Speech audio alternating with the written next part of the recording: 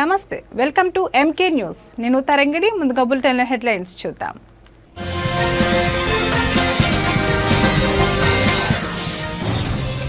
కాసేపట్లో తెలంగాణలోని పలు జిల్లాల్లో భారీ వర్షం, ఉరుములు మెరుపులతో కూడిన వర్షం పడే అవకాశం.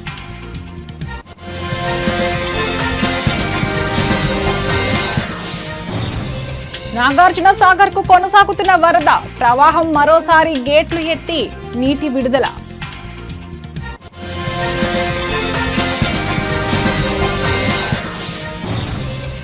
సృష్టి కేసులో ఈడీ రంగప్రవేశం, 40 కోట్ల డబ్బుపై ఆరా.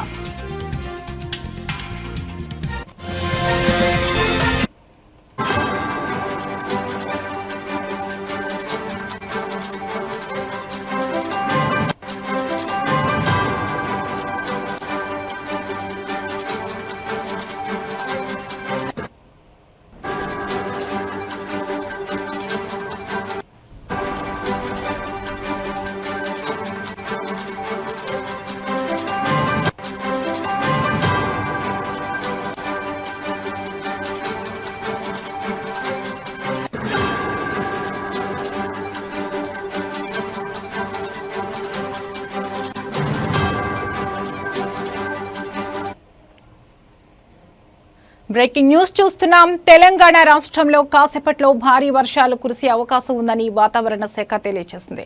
సంగారెడ్డి, వికారాబాద్, రాజన్న సిరిసిల్ల, సిద్దిపేట, నాగర్ కర్నూల్, నిర్మల్, నిజామాబాద్, జగిత్యాల, కామారెడ్డి, మెదక్, ములుగు, భద్రాద్రి, కొత్తగూడెం, ఖమ్మం జిల్లాల్లో భారీ నుంచి అతి భారీ వర్షాలు కురిసే ఛాన్స్ ఉందని పేర్కొంది. ఆయా జిల్లాలకు ఎల్లో హెచ్చరికలను సైతం ఐఎండీ జారీ చేసింది. అలాగే హైదరాబాద్ లో కూడా తేలికపాటి నుంచి మోస్తరు వర్షం కురిసే అవకాశం ఉందని తెలిపింది.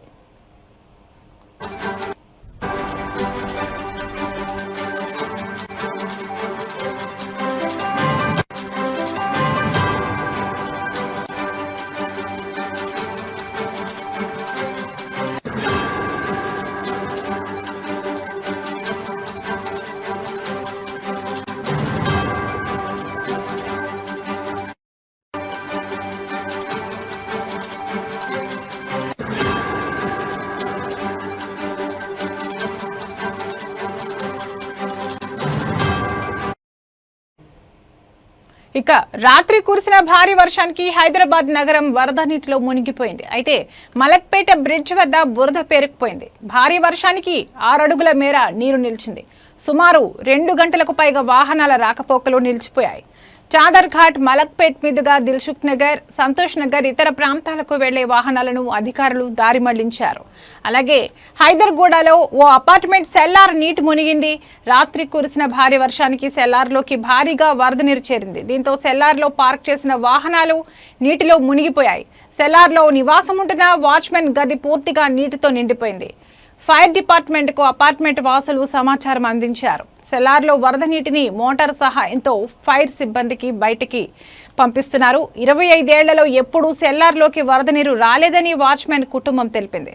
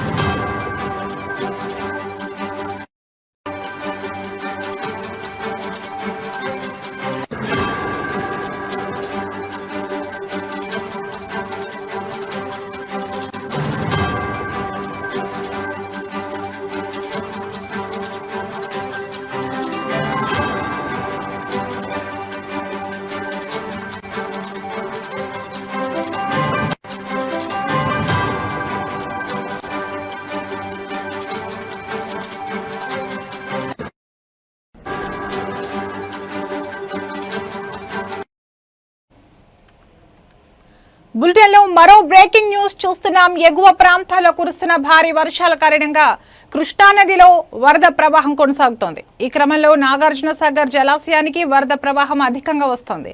దీంతో ప్రాజెక్టు యొక్క 2 క్రస్ట్ గేట్లను ఎత్తి నీటిని దిగువకు విడుదల చేస్తున్నారు.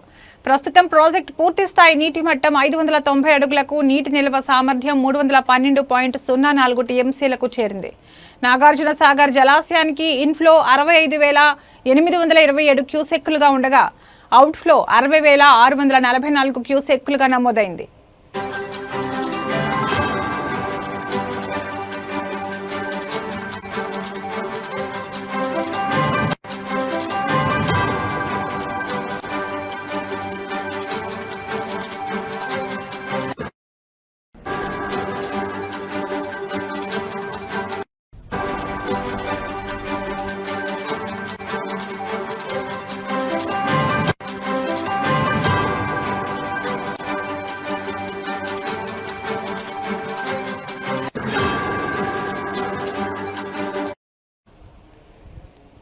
ఎగువ ప్రాంతాల్లో కురుస్తున్న భారీ వర్షాల కారణంగా కృష్ణానదిలో వరద ప్రవాహం కొనసాగుతోంది. ఈ క్రమంలో నాగార్జున సాగర్ జలాశయానికి వరద ప్రవాహం అధికంగా వస్తోంది. దీంతో ప్రాజెక్టు యొక్క 2 క్రస్ట్ గేట్లను ఎత్తి నీటిని దిగువకు విడుదల చేస్తున్నారు.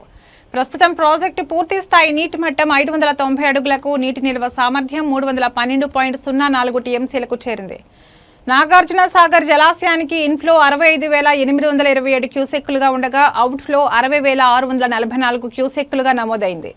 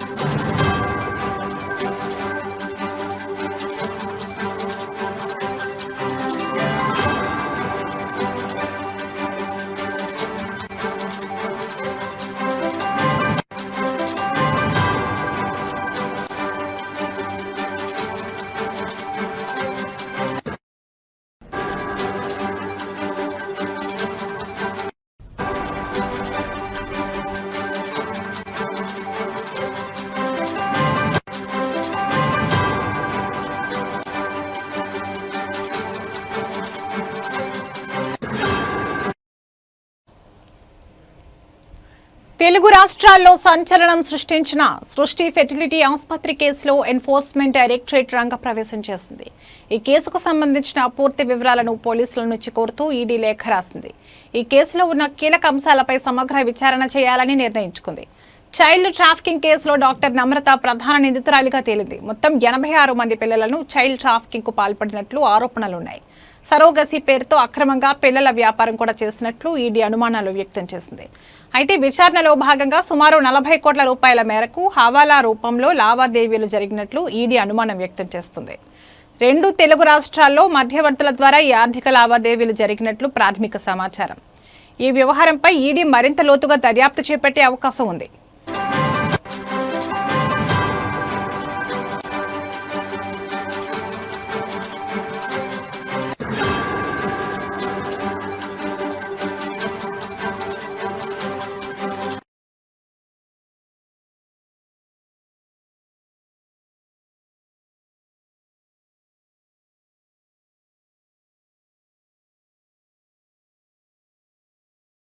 ప్రపంచ ఆదివాసీ దినోత్సవం నిర్వహించారు. అల్లూరి సీతారామరాజు జిల్లా కొయ్యూరు మండలం పరిధిలో భారీ సంఖ్యలో వివిధ ప్రాంతాల నుండి గ్రామాల నుండి ఆదివాసీ గిరిజన ప్రజలు తరలివచ్చారు. ఈ సందర్భంగా పలువురు మాట్లాడుతూ ఎవరు అసలైన ఆదివాసీలు, అడవికి పరిమితమై అడవిని నమ్ముకుని బ్రతికేవారే నిజమైన ఆదివాసీ గిరిజన బిడ్డలు, ఆది మానవుడి వారసులే ఆదివాసీ, వారి యొక్క కట్టుబొట్టు అన్ని ఆచారాలు సంప్రదాయాలు కలిగి జీవించేవారే ఆదివాసీలుగా పరిగణింపబడతారని అన్నారు.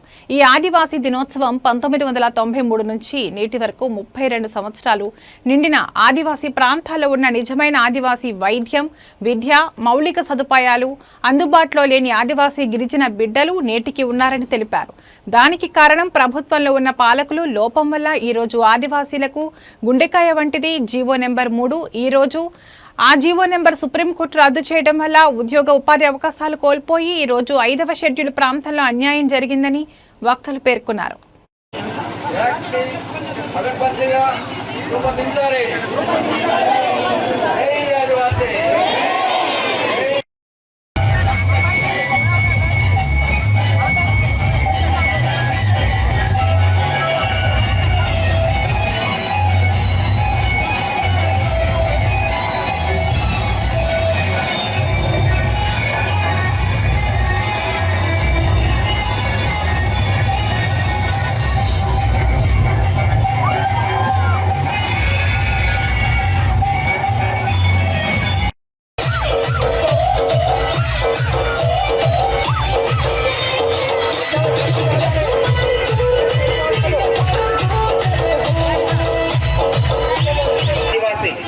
అడవిలోని పుట్టి అడవిలోని పెరిగి ఆఖరికి అడవిలోని అంతమయ్యేవాడే ఆదివాసి.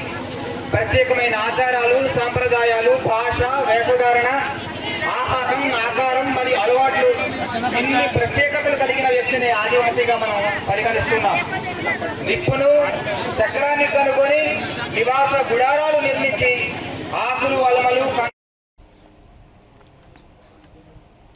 కాకినాడ జిల్లా గొల్లప్రోలు పోలీస్ స్టేషన్లో పోలీసులు సమావేశం నిర్వహించారు. ఈ సందర్భంగా వారు మాట్లాడుతూ చందుర్తి దారి దోపిడీ కేసులో 5 ముద్దాయిలను అరెస్టు చేసినట్లు తెలిపారు.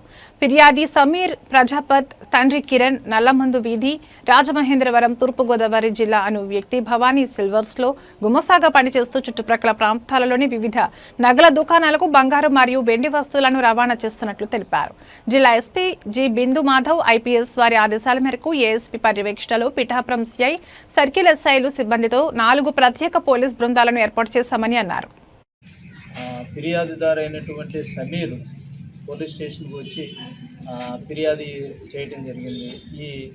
ఏదైతే ఈ దారి దోపిడీలో ఈ సమీర్ అనేటువంటి గుమస్తా రాజమండ్రి నుంచి ఈ వెండి, బంగారము, ఆభరణాలు తీసుకుని వచ్చి మన పెద్దాపురం, పిఠాపురం, అలాగే గొల్లప్రోలు, చందుర్తి కూడా ఇచ్చేసి డబ్బులు తీసుకునేటువంటి వ్యక్తిని దారి కాసి ఈ చోరీ సొత్తుని అంతా కూడా తీసుకుని వెళ్ళేటువంటి ఫిర్యాదు మేరకు మా జిల్లా ఎస్పీ గారు అయినటువంటి బిందు మాధవ్ గారు వెంటనే కేసుని రిజిస్ట్రేషన్ చేసి 5 బృందాలను ఏర్పాటు చేయడం అనేటువంటిది జరిగిందండి. ఆ 5 బృందాలలో కూడా గొల్లప్రోలు ఎస్ఐ గారు ఒక టీమ్గా, అలాగే టౌన్ ఎస్ఐ గారు, రూరల్ ఎస్ఐ గారు, కొత్తపల్లి ఎస్ఐ గారు క్రైమ్ టీమ్ని ఒకటి ఏర్పాటు చేసి అన్ని విధాల టెక్నాలజీని ఉపయోగించి, ఏదైతే సీసీ ఫుటేజ్ను ఉపయోగించి ఈ కేసుని త్వరితగతిలో ఎస్పీ గారు స్వయం పర్యవేక్షణలో ఛేదించాలనేటువంటి ఉద్దేశంతో చెప్పడం జరిగింది. ఆ పర్యవేక్షణలోని ఈరోజు మాకు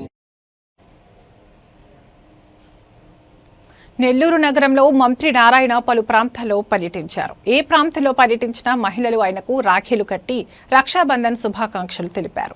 సిటీలోని ఆడపడుచులందరూ రాఖీ కట్టి తనకు అందించిన ఆశీస్సులు కొండంత బలాన్ని ఇచ్చాయన్నారు. మీ అందరి ఆశీస్సులతో నెల్లూరులో నెంబర్ 1గా మారుస్తారని మంత్రి నారాయణ తెలిపారు. రాఖీ కట్టిన ప్రతి మహిళకు ఆయన ఆశీర్వాదం అందజేశారు.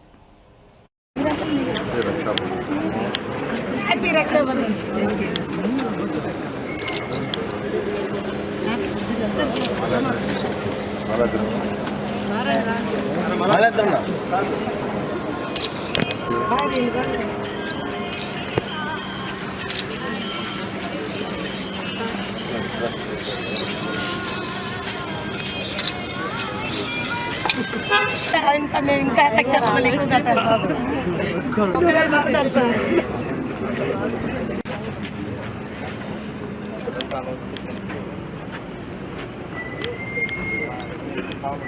మాకు ఇట్లాగే మినిస్టర్గా ఉండి మీరే మాకు 30 ఏళ్ళు వేస్తారు మమ్మల్ని.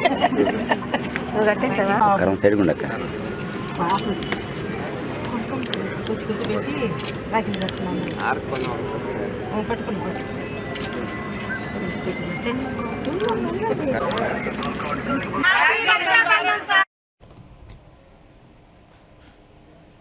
నెల్లూరు జిల్లాలోని నెల్లూరు సిటీలో ఉన్నటువంటి విద్యాశాఖ అధికారులు ఉపాధ్యాయులతో మంత్రి నారాయణ సమీక్ష సమావేశం నిర్వహించారు. హైస్కూల్ నిర్వహణపై వారందరికీ సూచనలు అందజేశారు. పాఠశాల మెయింటెనెన్స్ పై నిర్లక్ష్యం వహించవద్దని మంత్రి తెలిపారు. విద్యార్థులకు ఎటువంటి లోటుపాట్లు లేకుండా చూడాలని ఆదేశించారు. ఎప్పటికప్పుడు పేరెంట్స్ అభిప్రాయాలు తీసుకుని ముందుకెళ్లాలని వారికి దిశానిర్దేశం చేశారు. ఎంపీ విపిఆర్ దత్తత తీసుకున్న ఆర్ఎస్ఆర్ స్కూల్ ని ఆధునీకరణకు సిద్ధం చేసిన డిజైన్ ను మంత్రి పరిశీలించారు. అనంతరం మంత్రి నారాయణ మీడియాతో మాట్లాడుతూ పేద పిల్లలకు కార్పొరేట్ విద్యను అందుబాటులోకి తెచ్చామన్నారు. P4 కార్యక్రమం ద్వారా అన్ని స్కూల్స్ ని ఆధునీకరిస్తామన్నారు. మూలపేట బాలికోన్నత పాఠశాల, ఆర్ఎస్ఆర్ స్కూల్స్ ని డిఎస్ఆర్ బ్రదర్స్, ఎంపీ వేమిరెడ్డిలు ఆధునీకరిస్తామన్నారు.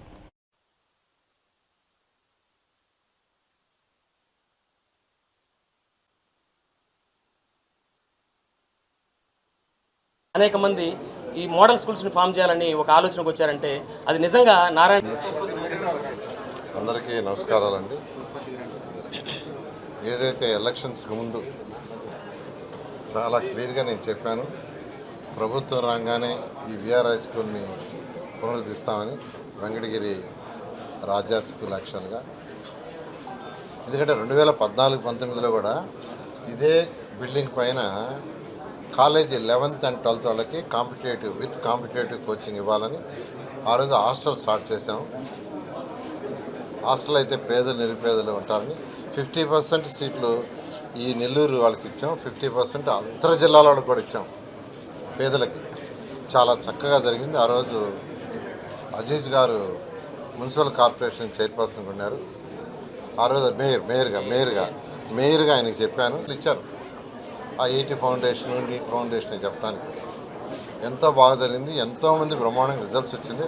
ఆ రిజల్ట్స్ వచ్చిన వాళ్ళని అజీజ్ గారు యాక్చువల్గా నెల్లూరు సిటీ అంతా ఊరేగించాడు. ఎంతోమంది ఐఐటీలో, ఎన్ఐటీలో, మెడికల్లో జాయిన్ అవుతారు. అయితే గత ప్రభుత్వం హాస్టల్ మూసేసింది. మా మీద కోపం ఉండొచ్చు, ప్రజల మీద కోపం ఉండకూడదు.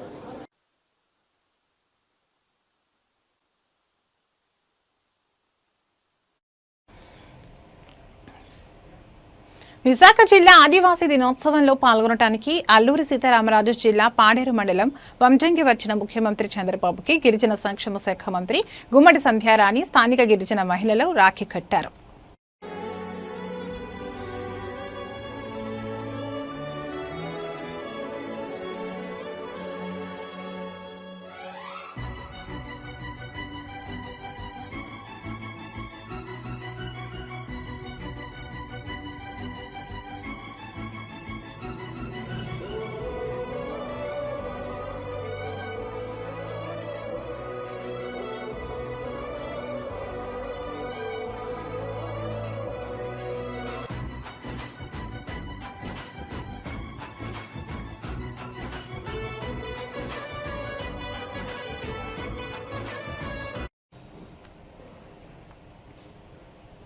ఖమ్మం జిల్లాలోని కూసుమంచి మండలం కృష్ణాపురం గ్రామంలో రాఖీ పండుగ రోజు హృదయాన్ని కదిలించే ఘటన చోటు చేసుకుంది.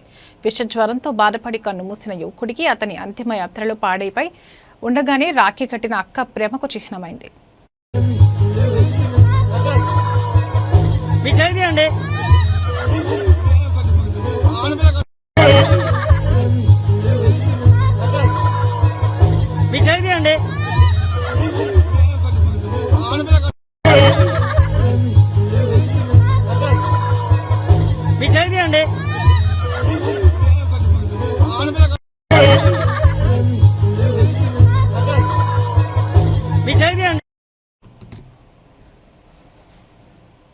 హన్మకొండ జిల్లా కమలాపూర్ మండలం గూడూరు గ్రామానికి చెందిన కలం రేందర్ గద్దర్ అవార్డు అందుకున్నారు.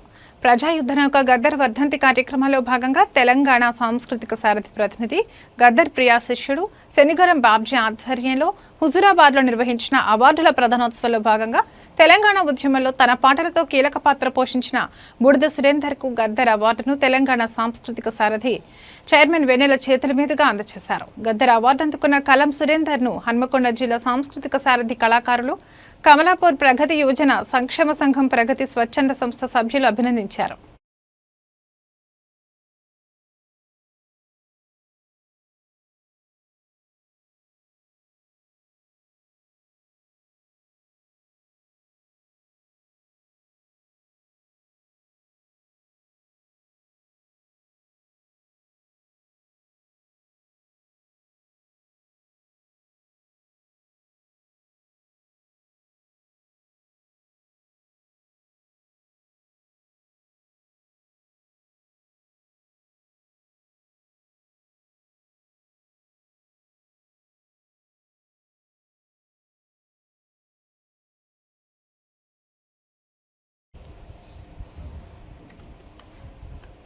వైఎస్ఆర్సీపీ జిల్లా అధికార ప్రతినిధి అనపర్తి వ్యవసాయ మార్కెట్ కమిటీ మాజీ చైర్మన్ సబ్బెళ్ల కృష్ణారెడ్డి కుమారుడు స్వర్గీయ సబ్బెళ్ల సురేష్ రెడ్డి జ్ఞాపకార్థం కృష్ణారెడ్డి కుటుంబ సభ్యులు సురేష్ రెడ్డి స్నేహితులు రామవరంలో నిర్మించిన శ్రీ శ్రీ శ్రీ బాపనమ్మ తల్లి ఆలయం ప్రథమ వార్షికోత్సవాన్ని నిర్వహించారు.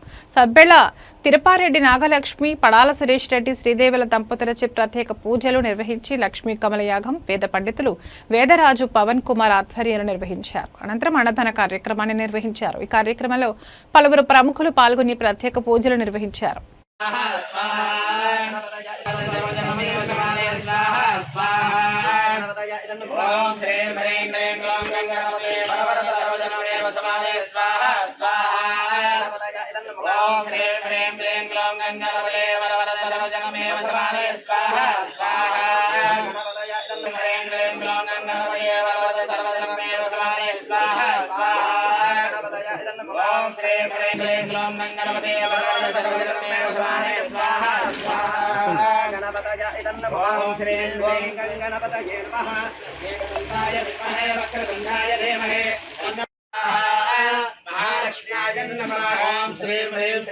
कमले कमलालये प्रसीद प्रसीद श्रीं ह्रीं श्रीं ओम महालक्ष्मी स्वाहा कमले कमलालक्ष्म्याय नमः ओम श्रीं ह्रीं श्रीं. కడప జిల్లా సమీపంలోని సున్నపురాళ్లపల్లె గ్రామం వద్ద జేఎస్డబ్ల్యూ సంస్థ నిర్మించే ఈ పరిశ్రమ ప్రహారీ నిర్మాణ పనులకు ఇవాళ భూమి పూజ చేశారు. 3 ఏళ్లలో మొదటి దశ పనులు పూర్తవుతాయని సంస్థ ప్రతినిధులు ఆశాభావం వ్యక్తం చేశారు.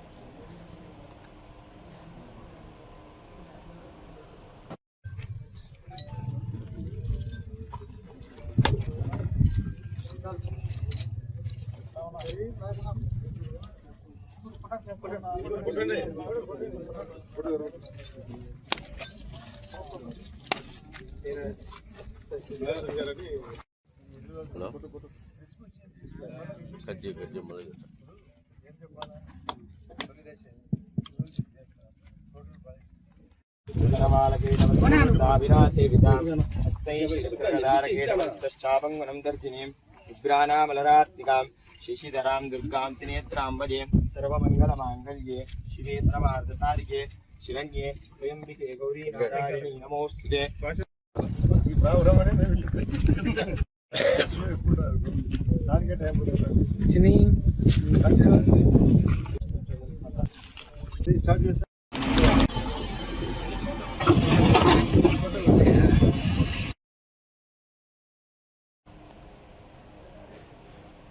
ఇవి ఇప్పటివరకు ఉన్న బులెటిన్ అప్డేట్స్. మరో బులెటిన్లో మళ్ళీ కలుద్దాం. నమస్తే.